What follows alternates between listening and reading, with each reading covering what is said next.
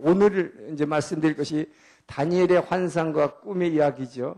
자, 이것을 통해서 이 세계가 400년 동안 어떻게 움직일 것을 하나님께서 미리 알려주시고 실제 우리 역사를 통해서 이제 증명하는 이야기를 오늘 할 것입니다.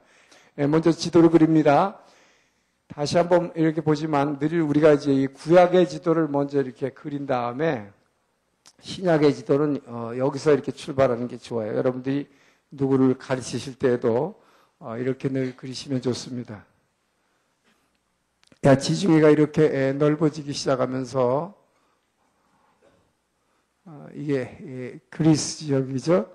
그리고 여기 로마가 이렇게 옆으로 누워 있고 스페인 이렇게 올라가게 되죠.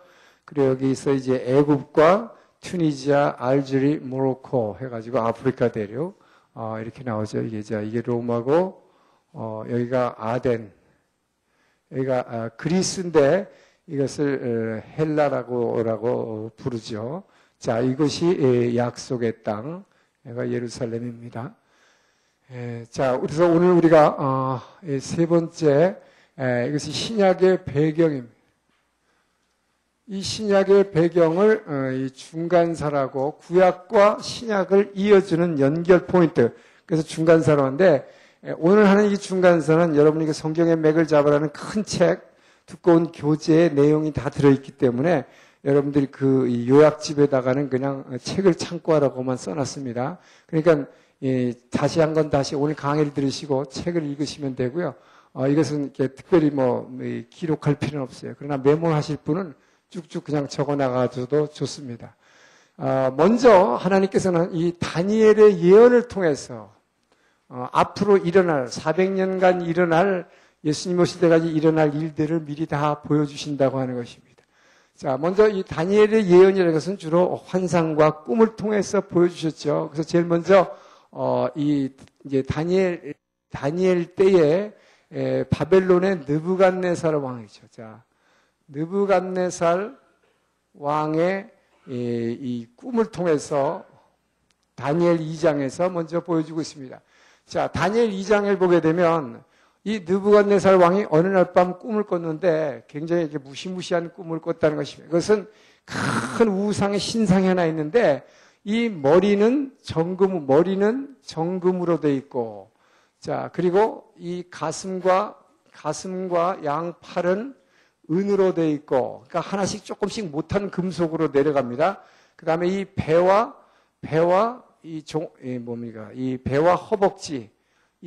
허벅지 부분은 노수로 되어 있고, 그 다음에 이 종아리와 양쪽 팔은 한쪽은 철이요, 한쪽은 진흙으로 되어 있는 이 모습을 봤습니다. 근데 일단 이 머리가 아주 번쩍번쩍하는 그 골드, 순금 골드로 그냥 번쩍번쩍하는 걸 봤는데 이것이 자기의 모습이라는 걸 느꼈어요. 그런데 뭔가가 밑으로 가면서 점점 안 좋아지는 것 같긴 하지만 하여튼 큰 이런 우상이 서 있는 걸 굉장히 보기 좋게 생각을 했는데 갑자기 사람의 손이 아닌 어디 산에서 뜨인 돌이 확 날라오더니 이 한 돌이 이 밑에 철과 진흙을 팍 치면서 이 발목을 치면서 이 모든 것이 우르륵 하고 무너지는 것이었습니다. 이것이 완전히 무너짐과 동시에 이 돌이 이 우상을 다 깨버린 후에 이것이 온 티끌같이 온 세상을 뒤엎는 환상을 보고 너무나 무섭기도 하고 한편은 신기하기도 한데 이 꿈이 뭔지 하여튼 뒤숭숭한 꿈을 꿨다고 생각을 했지만 느부갓네살 왕은 이것이 그냥 보통 단순한 꿈이 아니라고 생각을 했습니다. 그렇기 때문에 보통 우리는 뭐예요? 이런 꿈 꾸고 나면 무슨 개꿈 꿨나 보다. 그러다 보면 일어나가지고 정리가 잘 안 돼요. 이 꿈을 다시 재구성해 보려니까 뭐가 정리가 잘 안 되는 거예요. 뭔가 보긴 봤는데 뭔가 무시무시했는데 잘 안 보이는 거예요. 자, 그래서 그 당시에는 모든 술사들과 박사들을 다 불러 모았습니다. 그래서 내 꿈은 무언지를 꿈을 한번 재구성해 해봐라. 그러니까 이 얘기는 뭡니까? 요셉의 경우에는 종살이 할 때 꿈 잘 꿔서 총리가 됐는데 그래도 시험 문제는 내줬잖아요. 내가 이런 꿈 꿨는데 이걸 해석해봐라. 근데 이거는 지금 바벨론의 느부갓네살 왕은 무지막지하게 지금 뭡니까? 이스라엘이 망해가지고 지금 바벨론에서 이 포로 생활할 때 이 바벨론에서 있었던 얘기인 것입니다.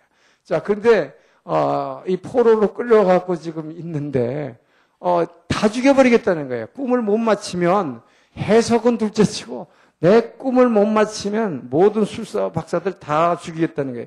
근데 그 술사 박사들 중에 끼어 있는 것이 바로 다니엘과 세 친구입니다. 이들도 아주 고위 관료로서 지금 교육을 받았고 이제 고위 관료에서 봉직을 하고 있는데 이거 못 맞히면 다 죽인다는 거예요. 그러니까 모든 사람들이 이제 다 죽게 생겼습니다. 그때 다니엘이 결국 뭡니까? 기도하게 돼요. 자, 다니엘과 세 친구의 기도인 것입니다. 다니엘은 혼자 기도하지 않고 이 세 친구들에게 나와 함께 기도해달랐습니다. 물론 한 곳에서 기도한 것은 아니지만 같은 시간에 함께 기도하기 시작했습니다. 이 기도하기 시작했을 때 하나님께서 이 다니엘의 영안을 열어주시면서 이 꿈을 해석을 해주셨습니다. 하늘의 보좌에 앉은 천사를 통해서 이 꿈을 해석해 주는데 이렇게 해석해 준 것입니다. 이것은 네 나라의 변화를 의미한다. 그런데 제일 앞에 있는 정금으로 된 머리는 지금 바로 느부갓네살, 이 바벨론의 왕의 모습이다. 그래서 지금 현직 왕이기 때문에 자기는 금으로 보이는 거예요. 그러니까 굉장히 만족하죠. 굉장히 잘난 것 같아요. 그리고 이 금은 변하지 않는 거기 때문에 자기 세력이 영원히 갈 것이라고 생각하나, 그러나 이것은 언젠가 쓰러지고 그거보다 못한 다른 나라가 하나 일어날 것이다. 즉, 그 다음에 일어나는 왕국이 이제 실제로 역사적으로 보면 바사 왕국이 될 것이고, 그 다음에 또한 이것도 무너지고 다른 나라가 일어날 것인데, 헬라 제국에 일어날 것이고, 그 다음에 이게 쇠로 된 나라가 일어날 것인데, 이 로마를 상징하는 것이죠. 이것은 한쪽은 철이요 진흙은, 이것은 양쪽이 로마가 이 동로마, 서로마라고 갈라질 것까지 미리 다 보여주시는 것입니다. 그런데 어쨌든 이 네 나라가 한 우상으로서 결국 다 우상이에요. 우상. 인간들이 만들어 놓은 세력들입니다. 이것은 하늘에서 내려온 뜨인 돌이 이제 예수 그리스도 메시아를 상징하는 것이죠. 이 세상 나라들을 결국은 다 부셔버리고 결국은 뭐예요? 이것이 이 하나님의 나라가 이 땅을 완전히 온 세계를 차지해서 지배할 것이라고 하는 이 환상의 뜻을 설명해 주게 되는 것입니다. 그래서 다니엘이 바로 느부갓네살에게 이 꿈을 해석해 주었을 때 이 왕은 다니엘 앞에서 무릎을 꿇고 절했다고 했습니다. 얼마나 감사했는지, 그리고 너희 하나님이 진짜 살아계신 하나님이름을 고백하게 되는 것입니다. 자, 이런 일이 있고 나서 이제는 두 번째로 다니엘 자신에게 다니엘의 꿈을 통해서, 다니엘 자신의 환상을 통해서 이 네 나라의 모습을 좀 더 자세하게 보여주는 것입니다. 그것이 다니엘 7장에 나와 있죠. 다니엘서는 사실은 다니엘 12장으로 되어 있지만 1장에서 6장까지는 이게 믿음의 승리라고 그래가지고 믿는 자가 포로로 끌려가가지고 어떻게 그 하나님을 믿는 믿음을 이 이방 가운데에서도 전하느냐 해가지고 뭡니까, 다니엘의 세 친구가 결국은 뭡니까, 하나님 우상에게 절하지 않고 하나님께 예배드림으로 말미암아 이 뭡니까, 불 속에 풀무불에 들어가서도 살아나고, 또 다니엘이 사자국에서도 하나님이 지켜주시는 그 믿음의 승리를 앞에서 얘기하고 있지만, 이 다니엘서의 후반부 7장에서 12장은 이 묵시문학이라고 그래서 앞으로 일어날 모든 장래의 예언으로 가득 차 있는 성경이죠. 구약 중에서. 그래서 이 7장부터 이제 다니엘에 보여준 환상을 통해서 이 역사의 움직임을 하나님이 미리 보여주시는 것입니다. 자, 여기서는 이 바다 속에서부터, 자, 바다로부터 이 네 마리의 짐승이 올라오는 것입니다. 네 마리의 짐승이 올라오는 것을 하나님께서 환상 가운데 보여주십니다. 자, 이 네 마리의 짐승이 올라오는데, 이 바다라고 하는 것은 이제 헬라어로 보면 이제 이 티끌이라는 의미를 가진 이 단어예요. 바다인데 결국 티끌, 땅, 흙이라는 것입니다. 이 땅에서부터 나온 것들, 결국 짐승이라는 것이죠. 근데 이것이 네 나라를 이제 의미하는 것인데, 제일 먼저 나온 첫 번째 짐승은 어떤 짐승이냐면 이 사자의 모습을 한 짐승이 올라와 있는데, 이 사자는 독수리의 날개를 달고 있었습니다. 이 독수리 날개라는 것은 굉장히 영광과 번영을 의미하지만, 문제는 이 독수리 날개를 단 사자가 올라와 갖고 이 다니엘이 꿈속에서 야 놀랍다고 보고 있는 순간 이 날개가 두두둑 부러지는 것이었습니다. 결국 이것은 금방 쓰러져 버릴 것을 얘기하는 것입니다. 자, 그리고 나서 조금 있다가 보니까 또 한 마리가 올라오는데 곰이 올라오는 것입니다. 근데 이 곰은 옆으로 비스듬히 누웠어요. 옆으로 비스듬히 누웠는데 입에다가 뭘 물었냐면 갈빗대를 3개를 물고 있습니다. 자, 3갈빗대를 물고 있었습니다. 이 3갈빗대를 물고 있다 하면 이제 이 바벨론 옆에 있는 이 바사 왕국, 이 고레스 왕을 들어서 하나님이 바벨론을 치게 만들죠.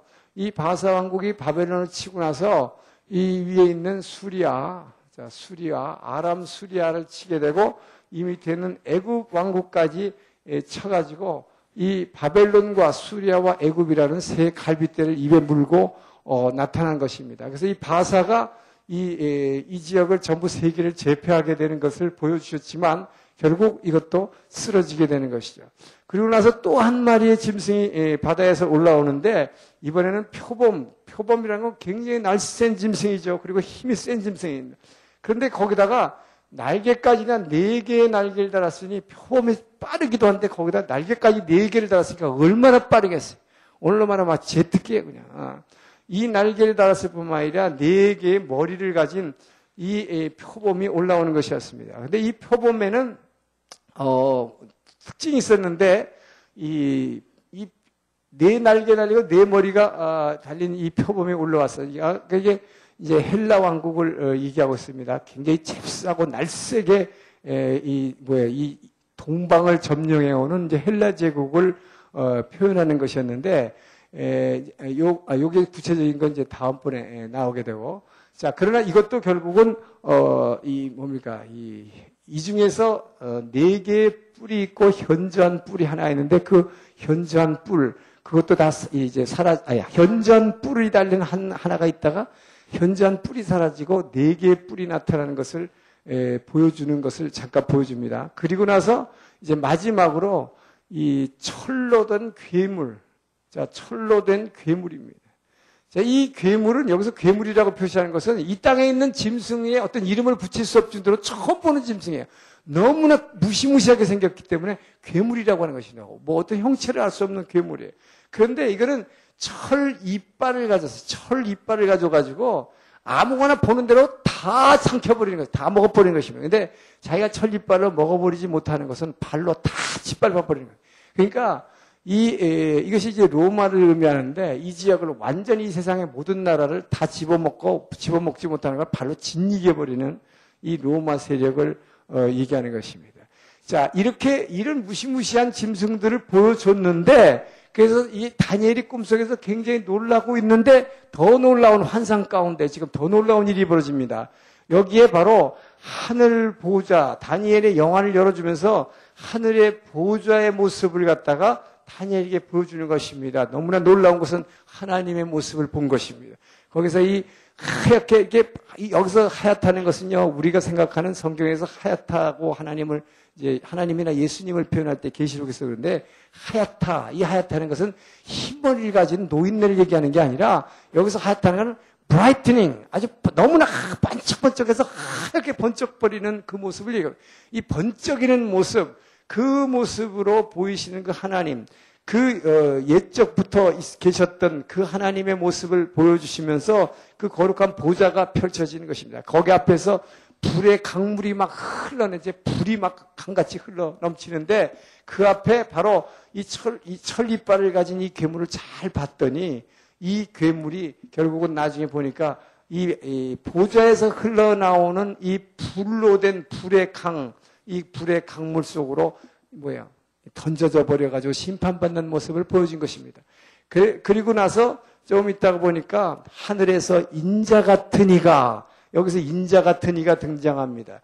이 인자 같은 이가 이 구름을 타고 내려와가지고 이 보좌 앞에서 모든 세상과 나라와 영광과 권세를 받는 모습이 나오는 것입니다. 바로 이 다니엘의 환상에서 이게 바로 예수님이 이제 보좌 앞에서 이 철로 된 괴물인 로마가 바로 이 옛부터 계신 그 지극히 높은 이를 끝까지 대적하는 그 모습을 보여줬는데 이것이 바로 예수님과 그 성도들을 학대하다가 결국에 이 심판받아가지고 불 속으로 들어가고 예수님이 온 이 세상의 나라와 영광과 권세를 받으신 이 모습을 보여주신 것입니다.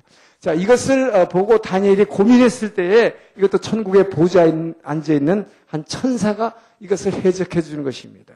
자, 이 네 짐승은 전부 다 이 나라를 얘기하는 것이다.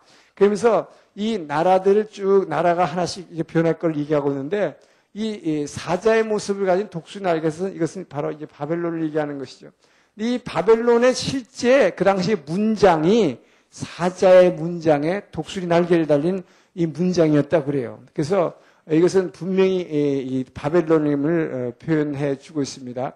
그래서 이게 바벨론과 바사와 그 다음에 헬라는 표범과 같이 있다가 이제 이 동방으로 쳐들어오는 나라가 되는데 그 다음에 철로 된 괴물은 로마를 상징하는 것으로 이 꿈을 해석해 줄 때 여기에 나라 이름을 이렇게 구체적으로 거명하지는 않습니다. 그러나 지금 네 나라가 이렇게 변화될 것이라는 것을 얘기하는데 조금 이따 다니엘 8장에서는 이것이 바사와 헬라라고 하는 두 나라의 이름을 이 가브리엘 천사가 그대로 직접 거명하기 때문에 요 이름이 분명히 이제 드러나게 되는 것입니다.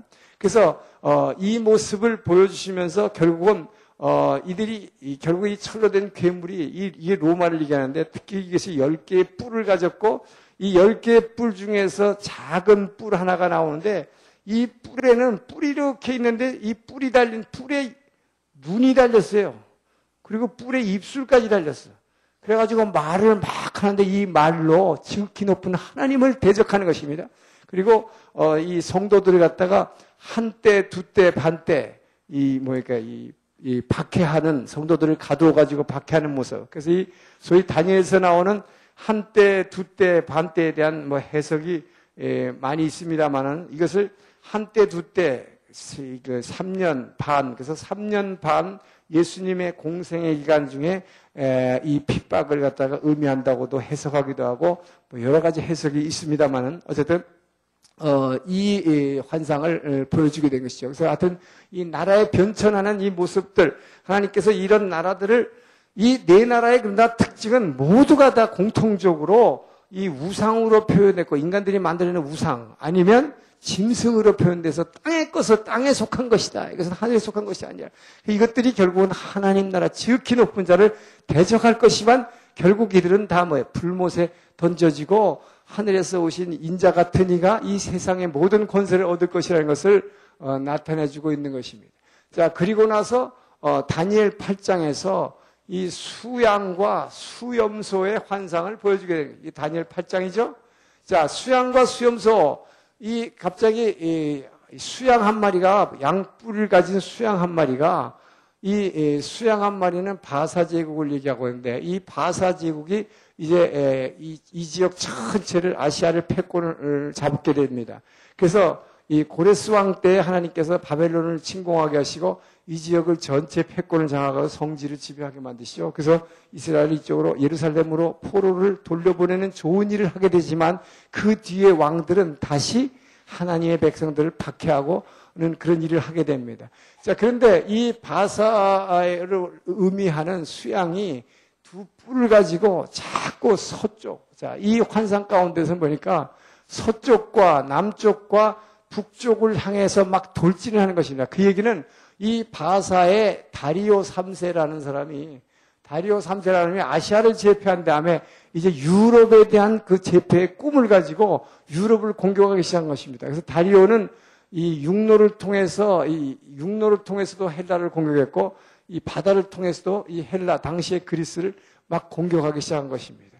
자, 그랬는데 갑자기 이 수염소 한 마리가 나는데 이 수염소는 뿔이 하나예요. 뿔이 하나인데 두 눈 사이에 현저한 아주 그냥 눈에 탁 튀는 뿔이 하나가 뚝 튀어나온 이런 수염소 한 마리가 이 서쪽에서부터 동쪽으로 쏜살같이 날라오면서 이것을 전부 다 한 번에 이 수양을 갖다가 그냥 팍 일격에 쓰러뜨려버린 것입니다. 그러면서 정광석화 같이 이 지역을 갖다 다 차지해버리는 이 헬라라고 하는 것을 보여주게 됩니다. 그래서 이 모습을 보여주는데 이 모습을 갖다가 가브리엘 천사가 구체적으로 이 꿈을 해석을 해주는 것이죠. 자, 이것을 해석을 통해서 특별히 수염소의 모습에 집중을 하고 있습니다.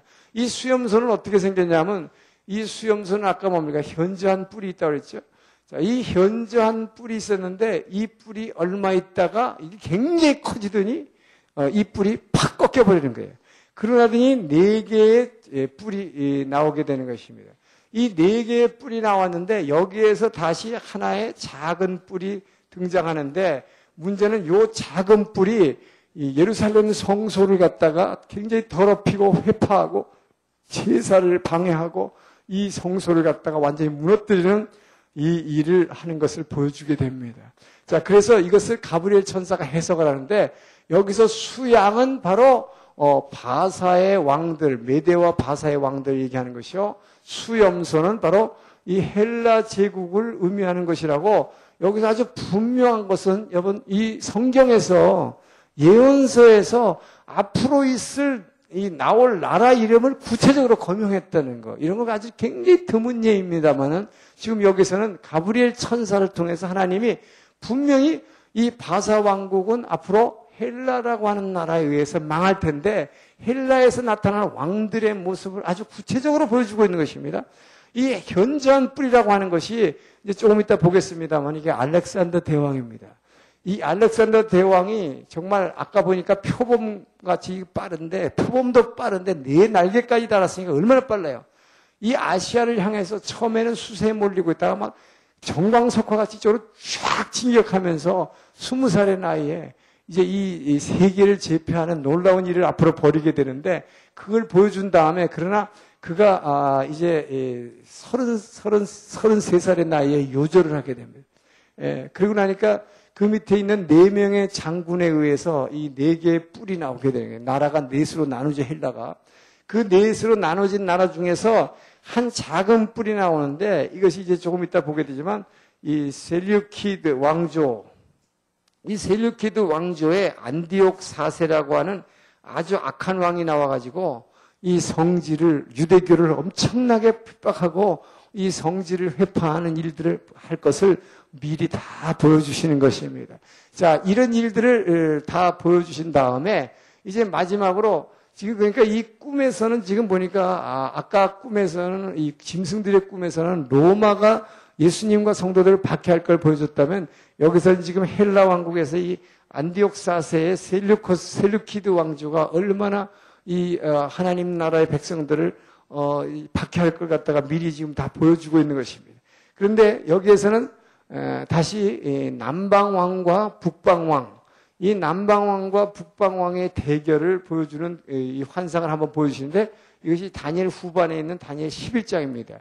이 남방왕과 북방왕의 대결이라고 하는 것은 이 헬라에서 나온 2개의 왕조, 좀 이따 보겠지만 이것이 얼마나 서로가 아주 격하게 싸움을 하는데 그 싸우는 내용을 이 성경책이지만 이 성경의 예언인데 너무나 자세하게 역사적으로 실제 있었던 그 전쟁과 그 실제적인 그 암투와 또 이 어떤 경우에는 이 여자 미인계를 써가지고 상대방을 갖다가 매수하기도 하고 또는 자기 딸을 갖다가 정략 결혼을 보내기도 하고 그래서 예를 들면 북방왕이 자기의 딸을 갖다가 남방왕에다가 왕의 마음을 매수하기 위해서 예쁜 딸을 보내게 되는데 그 예쁜 딸이 누구냐 하면 바로 우리 역사에서 나오는 클레오파트라의 할머니입니다.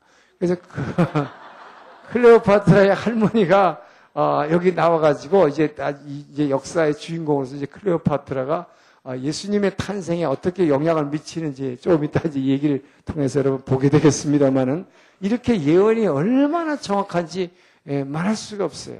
자, 그래서 이렇게 먼저 다니엘의 예언을 통해서 하나님은 400년 동안에 이루어질 일들을 다 보여주셨습니다. 다 먼저 보여주신 다음에 이제는 이 예언을 구체적으로 우리의 역사를 통해서 하나님이 이 하늘과 땅의 주제이신 하나님께서 어떻게 이 역사를 움직여서 변화시켜서 이끌어 가시는가 하는 것을 이제 실제 역사의 변천을 통해서 우리가 보려고 하는 것입니다. 자, 실제 역사의 변천입니다. 지금 실제 역사의 변천의 것은 이제 지금 이 시간부터는 우리가 세상의 학교의 세계사 시간으로 들어가는 것입니다. 이 세계사를 통해서 실제 하나님이 다니엘을 통해서 보내신 예언이 어떻게 우리의 역사에 실제 변화를 가져왔는가 하는 것을 보여주는 것입니다. 말하자면 하나님의 말씀의 약속은 반드시 성취된다는 것을 구체적으로 보여주고 계시는 것이죠. 자, 그래서 제일 먼저 우리가 바벨론이 지배하다가 바사가 이 바벨론을 갖다가 침공해가지고 이스라엘의 포로도를 갖다 예루살렘에 돌려주고 하는 이야기는 이 에스라와 느헤미야 이런 성경을 통해서 이미 다 역사서에서 다 나와 있기 때문에 이 이야기는 생략하겠습니다. 자, 그래서 구체적으로 지금 아까 네 나라가 나왔는데 바벨론 다음에 바사 왕국이 나왔고 그 다음에 바사 뒤에 헬라와 로마의 움직임. 자, 그것을 구체적으로 실제 역사에서 성경에서 나오지 않은 이야기입니다. 성경에서 이미 바사 왕국까지는 다 얘기를 역사서에서 했기 때문에 그 뒤에 나올 이야기부터 지금 시작하는 것입니다. 그래서 먼저 이 바사 왕국이 이제 몰락하게 되는데 이 바사 제국의 몰락과 이 헬라의 발흥입니다. 우리 이제 학교의 역사 시간에 많이 배웠던 제목이에요. 그렇죠? 자, 실제로 그러면 어떻게 되겠냐? 자, 이 바사 왕국의 이 다리오 3세라는 사람이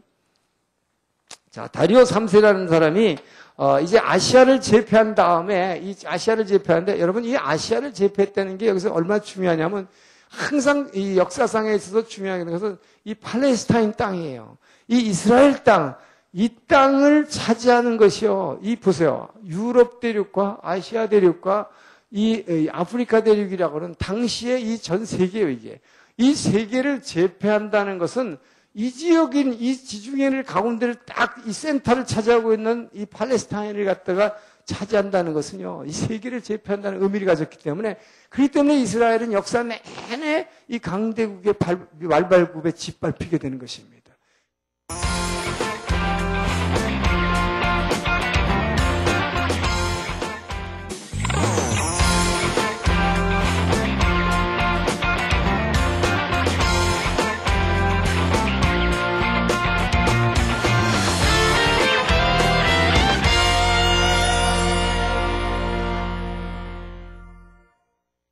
자, 이 바사 왕국의 이 다리오 3세라는 사람이 이제 아시아를 제패한 다음에 아시아를 제패하는데 여러분 이 아시아를 제패했다는 게 여기서 얼마나 중요하냐면 항상 이 역사상에 있어서 중요한 것은 이 팔레스타인 땅이에요. 이 이스라엘 땅, 이 땅을 차지하는 것이요. 보세요. 유럽 대륙과 아시아 대륙과 이 아프리카 대륙이라고 하는 당시에 이 전 세계예요, 이게. 이 세계를 제패한다는 것은 이 지역인 이 지중해를 가운데를 딱 이 센터를 차지하고 있는 이 팔레스타인을 갖다가 차지한다는 것은요, 이 세계를 제패한다는 의미를 가졌기 때문에, 그렇기 때문에 이스라엘은 역사 내내 이 강대국의 말발굽에 짓밟히게 되는 것입니다. 하나님이 딱 요 지역에다가 놨는데 이게 사실 지구를 쫙 펼쳐놓고 보면요. 지구의 정말 센터에 있음을 알게 되는 것입니다. 그래서 왜 하나님께서 구약의 이스라엘 백성에게 약속의 땅을 여기다가 딱 찍으신가 하는 것을 우리가 전체 그림을 보게 되면요. 이게 분명해지는 거예요. 자, 그래서 이 땅을 바벨론이 지배하다가 그 다음에 바사의 왕국이 이제 이것을 지배할 때 다리오 3세라는 사람이 이제 유럽에 대한 야심을 가지고 공격하기 시작하는 것이에요. 그래서 막 이쪽으로 공격을 하지만 이 다리오 3세가 이 서방을 향해서 그래서 아까 수양의 모습으로 나타난 이 다리오 3세가 서쪽과 이 남쪽도 공격하고 북쪽도 공격하고 이 뿔을 가지고 막 들이다 받는 모습으로 환상을 통해서 보여주는데 이렇게 하다가 결국은 문제는 이제 저쪽에서 이때의 저쪽 헬라의 왕이 누구였냐면 이 피터 2세라는 사람입니다. 이 피터 2세라면 알렉산더 대왕의 아버지인데 이 사람은 늘 수세에 몰려 있었어요. 그래가지고 하여튼 이 아시아에 있는 이 야만족들이 자꾸 쳐들어오는 거에 대해서 이걸 막으려고 무진 애를 썼지만 자기 힘으로 역부족해서 잘 안 됐어요. 그래서 일찍 죽게 됩니다. 자, 그래서 여기에서 나온 사람이 드디어 이제 알렉산더 대왕이 등장하는 것입니다. 이 알렉산더 대왕의 등장은 이것은 역사적으로 그리고 성경적으로 엄청난 중요성과 의미를 갖게 된다고 하는 것입니다.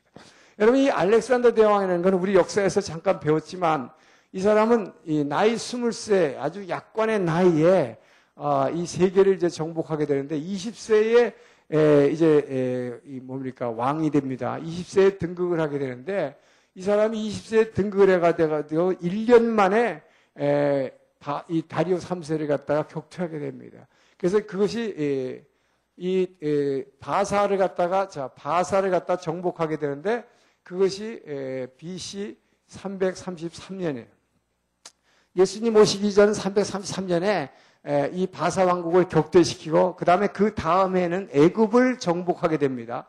그러니까 얼마나 빨리 1년 만에 그냥 이 바사 왕국을 망하게 애굽을 점령한 다음에 이 아시아로 그냥 정광석화 같이 이 표범이 네 날개를 달고 달리니까 얼마나 빨리 쳐들어와요. 그래가지고 이 아시아를 점령하기 시작하는데 바벨론을 점령했고 그 다음에 바사를 점령했고 이제 동쪽으로 오면서 오늘날의 아프간을 점령하고 그 다음에 이제 뭡니까 인도까지 점령을 했습니다. 그래서 인도까지 점령을 하니까 결국 이 당시 세계를 제패한 것이. 자, 이 세계를 제패했는데 이 세계를 제패한 것이 불과 10년 이내. 여러분 10년 이내에 여기 조그만 그리스라는 왕국에서 한 나라의 젊은 왕이 생각해보면서 이 세계를 아시아까지 제패했다는 굉장한 일인 것입니다. 이것을 이미 하나님께서는 이 다니엘을 통해서 환상을 통해서 보여주셨고 그 환상대로 세계를 제패하는데 이게 BC 323년경에 세계를 완전히 제패했습니다. 그래서 인도까지 점령한 이 알렉산더 대왕은 바로 이 바사의 이 수사 궁전에 머물렀습니다. 이 수사 궁전에 머무르면서 뭐라고 얘기했냐면 역사책에 보면 이렇게 돼 있어요. 인도까지 점령한 다음에 그 당시에는 인도가 이제 하고 그 이상의 더 이상 나라가 없는 걸로 생각했어요. 그래가지고 알렉산더는 하룻밤에 막 통곡을 했다고 그래요. 내가 더 이상 정복할 땅이 이 지구상에 없다는 게 너무나 억울하다고 막 통곡을 했다는 거예요. 이렇게 이 사람은 엄청난 그 군사력과 이 지혜를 가지고 전 세계를 점령했는데, 자, 문제는 이 사람이 그러고 나서 결국은 뭡니까? 이 바벨론에서 이제 매일 술 타령하다가 33세의 나이에 젊은 나이로 요절을 하게 됩니다. 그래서 이 사람은 이 33세에 요절을 하게 되는데 이 예수님이 33세에 돌아가신 것과 어떤 임플리케이션이 있는 것 같아요. 하여튼 근데 이 사람을 왜 지금 제가 이렇게 말씀드리냐?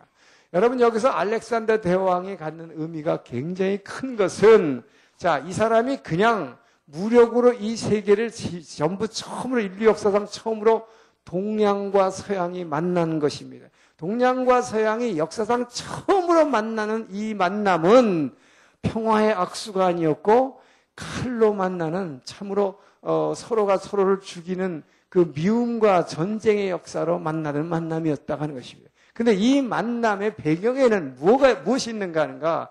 자, 이 알렉산더 대왕이라는 사람에 대해서 우리가 알 필요가 있다. 이 알렉산더 대왕은 어떤 사람이냐면 바로 여러분이 잘 아는 아리스토텔레스. 아리스토텔이라고 그러죠. 이 아리스토텔레스의 수제자인 것입니다.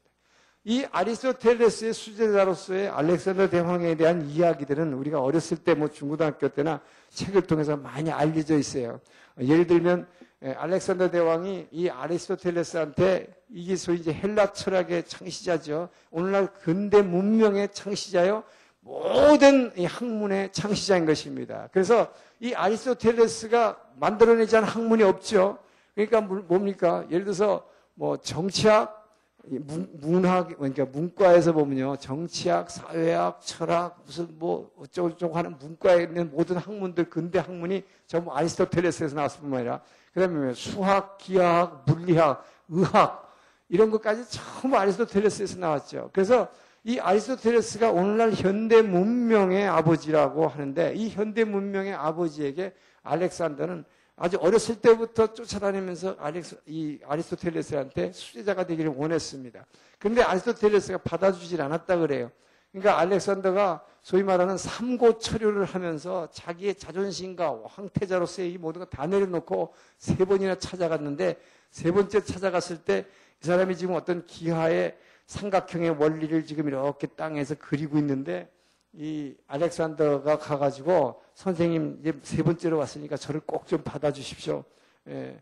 그러니까 당신이 나를 제자로 받아주면 당신이 원하는 거 내가 다 해드리겠습니다. 예. 이제 앞으로 왕이 될 것이니까. 그렇게 얘기하니까 내가 그건 원하는 게 딱 하나 있는데 당신이 지금 이 그림자로 이걸 가리고 있으니까 좀 비켜달라고 뭐 그랬다는 얘기가 제가 어렸을 때 책에서 읽은 기억이 있어요. 자, 이렇게 해서 알렉산더는 아리스토텔레스로부터 이 헬라 철학의 핵심을 다 배운 사람입니다. 그래서 이 사람은 이 헬라 철학, 즉 헬레니즘이라고 하는 것을, 이 헬레니즘의 우월성을 이 사람은 아주 굉장히 신봉하는 사람이요. 이것만이 인류를 갖다가 변화시킬 수 있는 이 복음이라고 생각한 것입니다. 그래서 이 헬레니즘의 전도사, 이 헬레니즘의 전도사라는 의미에서의 알렉산더의 의미가 가장 크다고 하는 것이죠. 자, 그러면 여기서 이 헬레니즘의 전도사가 된 이 알렉산더가 이 땅에 전파를, 여러분, 알렉산더가 이렇게 아시아를 갖다가 아주 정광석화로 점령할 수 있었던 것은 바로 그가 보여온 근대 문명의 기하학, 물리학과 이런 걸 동원한 이 전투, 이 과학적인 전투 방법을 동원했기 때문에 이런 그 기존의 옛날에 무슨 문명을 가지고 있었던 바사나 바벨론, 동양의 이런 힘 가지고는 상대가 안 됐던 거예요. 그런데다가 더 중요한 것은 이 알렉산더 대왕이 가지고 있던 이 헬레니즘의 전도사라고 하는 이 정신적인 이 무장, 이것이 이 사람은 말하자면 헬레니즘을 이 세상에 이 아시아에 있는 이 뭡니까 야만인들에게, 이들에게 헬레니즘을 전파함으로 말미암아 빨리 이 세상을 이 아주 살기 좋은 세상으로 만들어야겠다는 이 세상 철학의 말하자면 이 전도사라고 하는 것을 자부했기 때문에 이 사람이 사명감을 가지고 전투에 임했다는 것입니다. 그렇기 때문에 이렇게 역사상 처음으로 전 세계를 그냥 아주 이 아시아를 정광석화 같이 이렇게 점령을 해버리게 됐어요. 자, 여기에서 그러면 여기서 이 사람이 전파하고자 했던 이 헬레니즘, 소위 말하자면 헬라 사상이라고 그러죠, 우리는. 이 헬라 사상인 헬레니즘과 그 다음에 우리가 믿고 있는 바로 헤브라이즘이죠. 이 헤브라이즘이라는 게 뭡니까? 우리는 유대 사상이라고 그래요. 자, 이 유대 사상과의 차이를 우리는 여기서 한번 비교해 볼 필요가 있다고 하죠. 이것이 굉장히 중요하기 때문인 것입니다. 이것이 오늘날 우리가 여러분과 나는 고등교육을 받은 사람입니다. 그리고 모두 학문을 배운 사람, 이 세상 학문을 배운 사람은 전부 이 헬라 사상에 기초하고 있는 것입니다. 우리는 그것을 어려서부터 소위 말하는 교육받았다.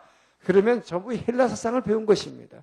바로 이 알렉산더 대왕이 퍼뜨린 전 세계에 보급한 헬레니즘이에요. 자, 그러면 헬라 사상의 근간은 뭐냐? 헬레니즘에 몇 가지 특징이 있는데, 첫째는 헬레니즘은 철저한 인본주의 사상이라고 하는 것입니다. 인간이 근본이다. 사람이 근본이다. 이 사람이 근본이다고 한 근거가 어디 있느냐? 이것이 지구는 뭐예요? 지구는 움직이지 않는다는 것 때문에, 지구는 움직이지 않기 때문이다.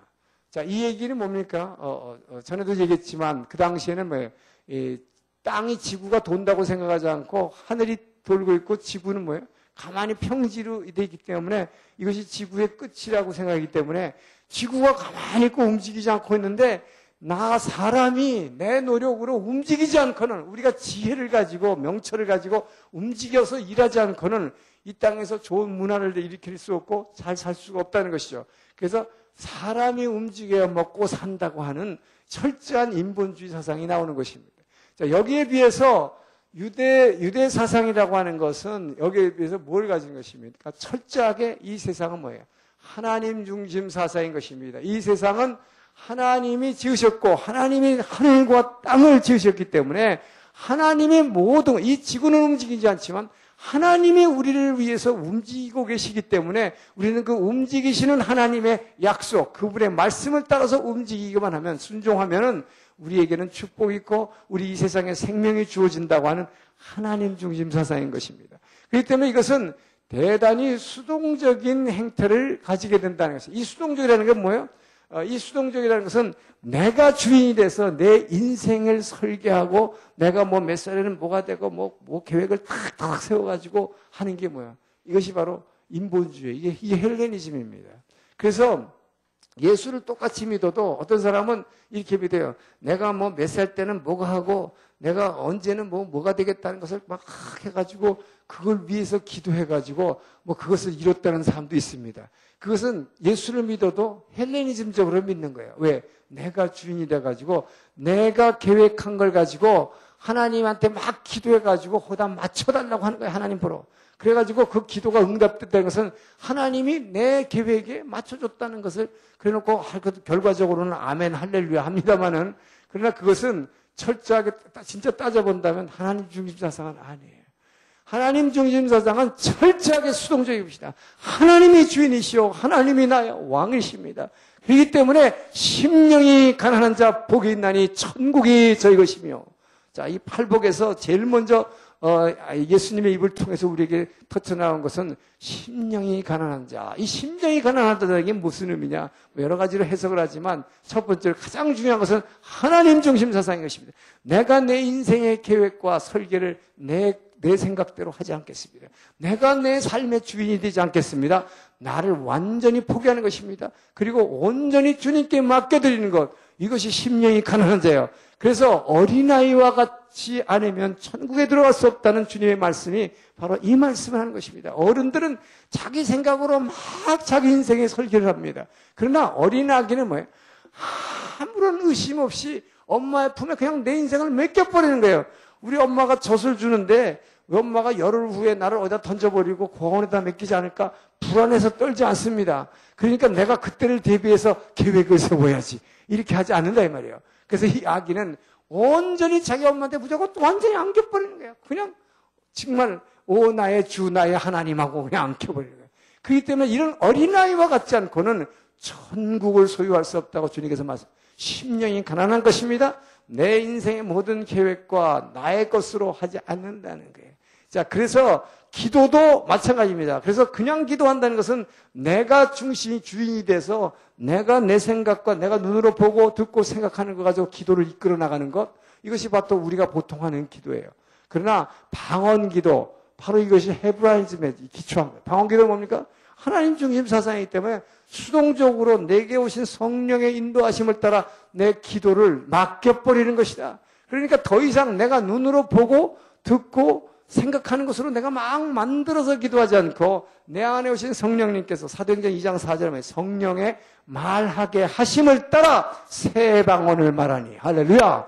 바로 그 성령이 말하게 내 혀를 그분에게 내 의지로 하지 않고 내 생각으로 막 말을 만들어서 하지 않고 내가 혀의 주인이 되지 않고 이 혀를 그분께 맡겨버리는 것이다. 할렐루야. 그래서 이게 성령의 말하게 하심을 따라 새 방언을 말하니 바로 이런 식으로 벌써 이 하나님 중심 사상과 이 사람의 중심 사상은 완전히 달라지는 거예요. 그래서 이 두 줄은 서로 적대하는 관계에 있기 때문에 우리가 예수를 믿으면서도 여러분 우리가 고민하는 우리가 매일의 삶 가운데서 고민하는 고민이 어디서 나오냐? 전부 여기서 나온다는 것입니다. 이것이 충돌이 생기기 때문이라는 것입니다. 자, 그래서 여기서 우선 또 뭐가 나오느냐? 이 헬레니즘 사상을 우리가 배웠기 때문에 이것이 모든 교육의 근간이 되었기 때문에 여기서 오는 것이 뭐냐면 바로 개인주의 사상이라고 하는 것입니다. 개인주의. 그렇기 때문에 철저하게 나와 내 가족 이것만 탁 끼고서 그냥 뭐 이것밖에 모르는 거예요. 그러니까 이 헬레니즘이라는 것은 전부 나밖에 모르는 것이죠. 그러나 바로 이게 뭡니까? 성경에서 말하면 사탄은 끊임없이 이것이 이 사탄이 주는 사상이 될 수밖에 없는데 사탄은 끊임없이 뭡니까? 나를 주장하게 만들기 때문에 나와 내 가족. 예, 그래서 이거 막 끼고 있는 거예요. 자, 그런데 유대주의라는 것은 뭐냐? 헤브라이즘이라는 건 뭘 얘기하느냐? 이것은 개인주의가 아니라 헤브라이즘은 이 관계 중심입니다. 개인의 중심이 아니라 관계가 중요한 것입니다. 그렇기 때문에 이 히브리 사람들은 유대인들은 이름을 붙여도 전부 다 뭐라고 합니까? 알페오의 아들 야고보, 안드레의 형제 베드로 이렇게 꼭 누구와의 관계성 속에서 아이덴티파이를 하는 것입니다. 자기 자신을 갖다가 자기 이름을 확인하는 것도 누구와의 관계성 속에서 하는 것이지. 그렇기 때문에 뭐예요? 예수님께서 뭐 베드로가 너는 나를 누구를 하느냐 할 때 주는 그리스도시요 살아계신 하나님의 아들입니다 라는 고백을 할 때 자 요한의 아들 시모나 바요나 시모나 이렇게 하죠. 바라는 말은 아들이라는 뜻이죠. 그러니까 누구의 아들, 그 다음에 누구의 아버지, 누구의 형제, 반드시 누구와의 관계 속에서 사람을 의식하는 것입니다. 자, 이것이 뭘 얘기하느냐? 이 관계 중심이라고 하는 것, 이것이 바로 천국 사상이기 때문에 할렐루야! 바로 우리는 바로 우리 성령의 인도하심을 따라서만 나를 뛰어넘고 하나님 중심 사상으로 관계 중심으로 넘어갈 수가 있는 것이다. 할렐루야! 자, 그리고 이제 이 헬레니즘에서는 제일 중요한 게 뭐냐? 이것은 바로 우리의 사고방식에 있어서 기본적으로 냉철한 이성을 요구하는 것입니다. 이것은 냉철한 이성. 그래서 냉철한 이성으로 사고하기 때문에 이것을 소위 우리는 합리주의라고 하는 것입니다. 그래서 합리적이어야 되고 논리적이어야 됩니다. 그래서 이 로지컬 해야 됩니다. 그래서 로직에 맞지 않으면 말이 안 된다고 그래요. 그래서 그건 말도 안 돼. 그러죠. 말도 안 되는 게 이게 헬레니즘 때문에 그런 거예요. 그래서 우리는 이 헬레니즘에 입각해서 모든 걸 하기 때문에 냉철한 이성으로 판단해서 내 이성으로 이해가 되고 동의가 될 때 우리는 믿을 수 있다고 생각을 해요. 자, 그러나 이 헤브라이즘은 어떤 것이냐? 유대 사상이라고 하는 것은 근본적으로 냉철한 이성이 아닙니다. 인간은 기본적으로 이성적이 아니라고 하는 거예요. 인간의 움직이라는 게 이성적이 아니라는 거예요. 그래서 이것은 뭘 얘기하냐? 이것은 오히려 느낌 중심이다.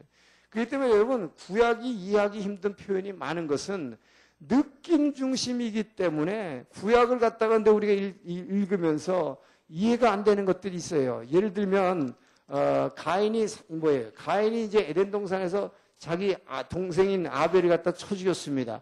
그러면 그 당시 아담 하와의 자식은 뭐야? 가인하고 아벨밖에 없었는데 자기가 아벨까지 죽여버렸으니까 이 세상에 자기 부모를 빼면 누구밖에 없어요?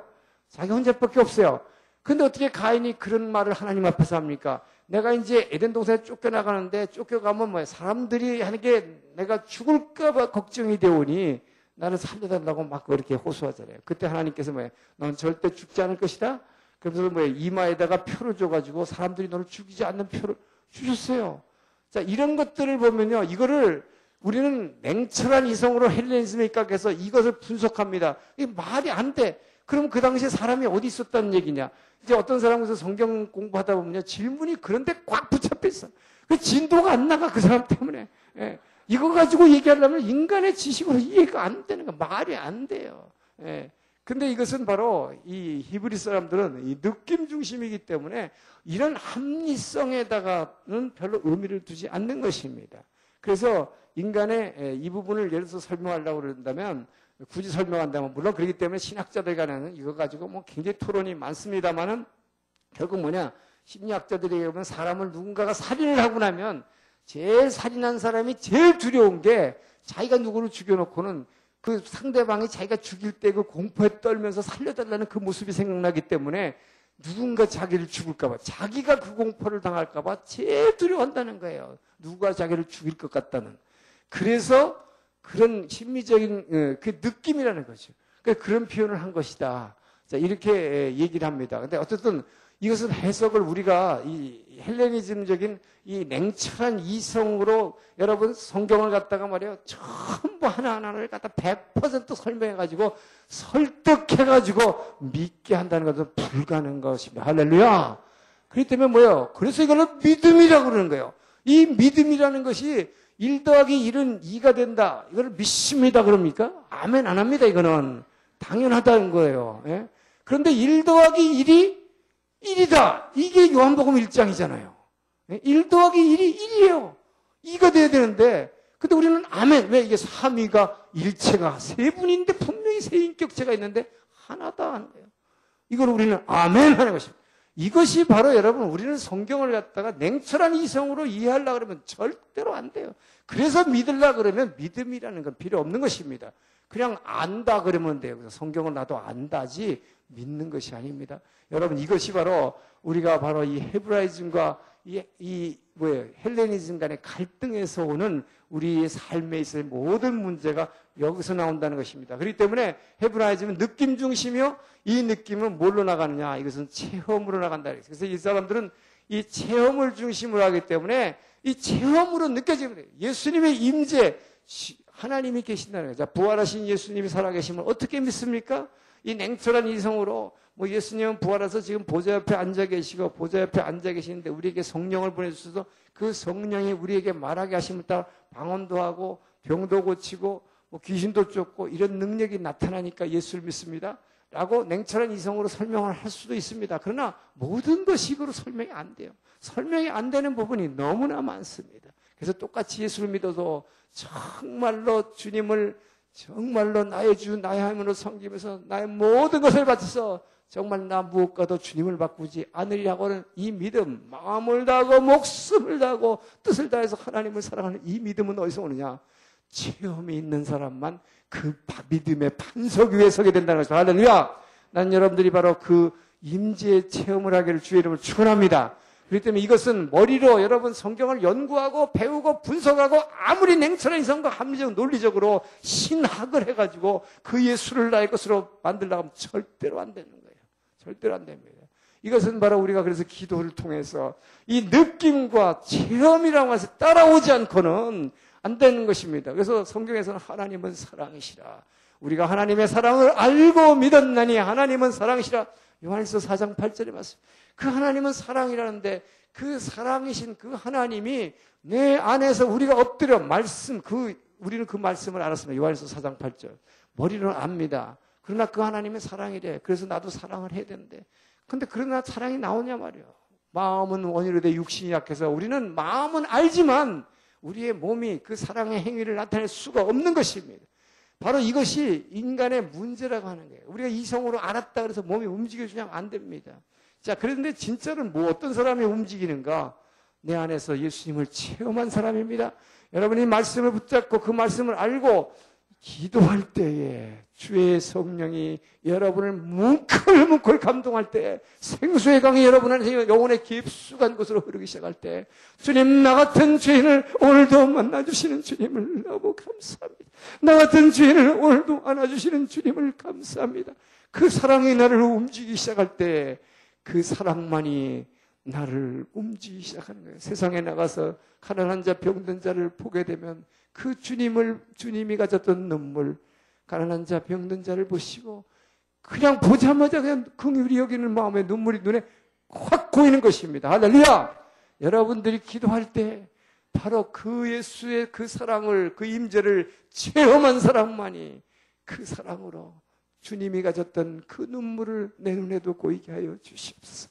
이렇게 기도하는 자에게 주의 영이 여러분의 그 사랑의 눈물을 여러분의 눈에 고이게 할 때 그 눈물을 가진 자만이 여러분들이 세상에 나가서 가난한 자, 병든 자들을 보게 되면 내일같이 돕게 되는 것입니다. 그 일이 그 사람이 남의 것이 아니요. 바로 하나님이 사랑하는 그 한 영혼이요. 그것이 바로 관계를 중요시하시는 그 하나님. 바로 이것이 바로 천국을 여는 것이기 때문에 그분은 우리에게 이웃을 사랑하라는 것입니다. 할렐루야! 이것이 이웃을 사랑하라고 내 몸과 같이 사랑하라. 우리는 마음을 통해서 이성적으로 합리적으로 성경을 통해서 알 수는 있고 머리로는 깨닫지만 이것이 몸으로 실현되지 않는 것은 이것이 내가 느껴지지 않았고 이 사랑이 느껴지지 않고 그 체험으로 그분의 임재가 체험되지 않고는 이 말씀을 알기만 해서는 안 된다. 그래서 제가 여러분 책에다가 자꾸 계속 강조하는 것이 말씀은 지식이 아니다. 말씀은 이성이 아니다. 말씀은 느낌이요 체험으로 내가 삶으로 체험하는 것이다. 할렐루야! 바로 그것이 그 영으로 계신 주님을 만나는 길인 것이기 때문입니다. 할렐루야! 그래서 제가 여러분 전에도 한번 얘기했지만 우리가 주님을 만나는 거 여러분 어떤 사람을 정말 사랑하는 사람을 만나려면 오랫동안에 만나기 위해서 떨어져 있었어요. 그러면 만나면 어떻게 돼요? 오랜만에 만났으면 꽉 끌어안잖아요. 이렇게 꽉 끌어안았으면 얼마나 보고 싶었어요. 그러니까 막 눈을 막 두르라 뜨고 그 보고 싶었던 얼굴 막 봐야 되는데 그런 사람 어딨냐 이 말이에요. 여러분 정말 사랑한 사람 오래간만에 몇 년 만에 만난 사람 정말 그냥 눈알을 동그랗게 뜨고 막 아래로 쳐다봅니까? 눈알 동그랗게 쳐다보는 사람은 화난 사람이에요. 예. 사랑하는 사람은 눈을 감는 것입니다. 왜 눈을 감습니까? 그 사람 보고 싶었는데 안 왔는데 만났는데도 봐야 되는데 진짜 만나면 어디서 만나는 거예요? 이 안에서 만나는 것이기 때문에 할렐루야! 왜요? 사랑은 이 안에서 영과 영이 이 안에서 찡 하면서 만나는 것이기 때문에, 그렇기 때문에 육체적으로 이렇게 껴안았지만 이것으로 만남이 이루어지는 게 아니기 때문에 눈을 감는 것입니다. 그래서 이 안으로 느끼기 위한 것입니다. 할렐루야. 하나님은 사랑이십니다. 여러분이 믿고 나의 믿음의 주로 고백하는 예수님은 사랑이십니다. 사랑의 영이십니다. 그분은 눈으로 볼 수도 없고 만질 수도 없습니다. 우리 안에서 체험되는 것입니다. 이것은 느껴지는 것입니다. 이것은 여러분이 말씀을 붙들고 기도할 때만, 기도하는 자만이 그분을 체험할 수 있을 것입니다. 할렐루야. 바로 여러분들이 우리가 믿음을 가져야 되는 것이 여기에서 근거하고 있다는 걸 말씀드립니다.